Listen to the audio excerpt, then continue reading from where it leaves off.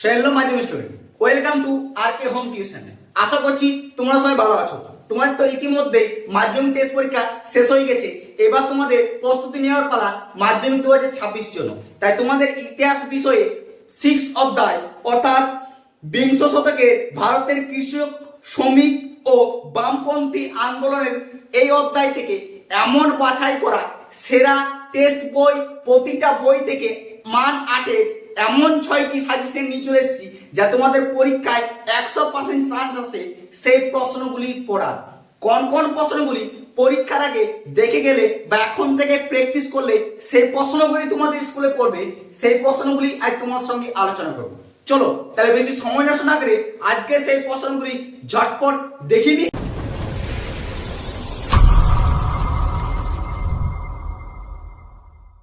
সাজেশনগুলি দেখার আগে তোমাদের কাছে ছোট্ট একটি অনুরোধ, তুমি যদি চ্যানেলটিকে নতুন হয়ে থাকো তাহলে সাবস্ক্রাইব করে দিও, আর সাজেশনগুলি ভালো লাগলে বন্ধুদেরকে শেয়ার করতে ভুলো না। দেখো মাধ্যমিক স্টুডেন্ট, তোমাদের কেন এই ষষ্ঠ অধ্যায়টি সবচেয়ে গুরুত্বপূর্ণ তুমি প্রশ্নগুলি দেখো তাহলে বুঝতে পারবে।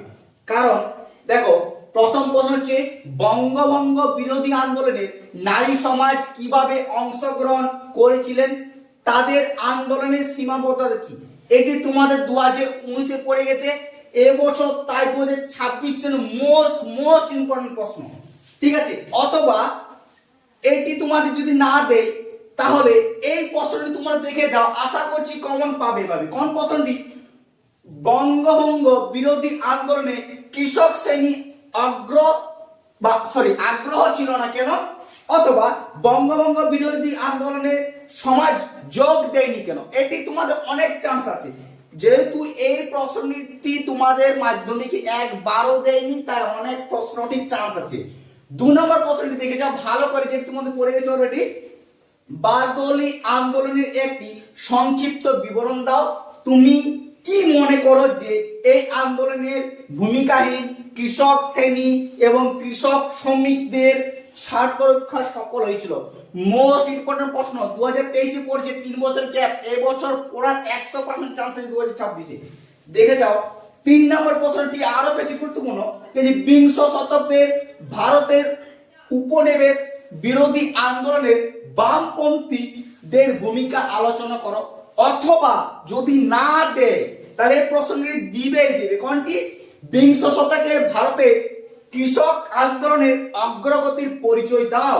এটি তোমাদের 2026 দেওয়ার 100% চান্স আছে। দেখো ভালো করে লক্ষ্য করো, 5 নম্বর প্রশ্নটি অসহযোগ আন্দোলনের পূর্বে কৃষক আন্দোলনের প্রসার সম্পর্কে আলোচনা করো। এটি তোমাদের 2026-এ পড়ার 100% চান্স আছে, কিন্তু তোমরা জানো ইতিহাস প্রশ্ন ঘুরিয়ে দেয়, তাই এটি এমন ভাবে ঘুরিয়ে দিতে পারে কি অহিংস অসহযোগ আন্দোলনের সময়কালে ভারতের কৃষক আন্দোলনের বিবরণ দাও। ভালো করে প্রশ্নটি মনে রাখো। লাস্ট এবং 6 নম্বর প্রশ্ন যেটি হচ্ছে ওয়াকাস ও পেজেন্টস পার্টি কেন গড়ে উঠেছিল, এদের উদ্দেশ্য ও কর্মসূচি কি ছিল। এই যে 6টি প্রশ্ন দিলাম, তোমরা ভালো করে প্র্যাকটিস করো।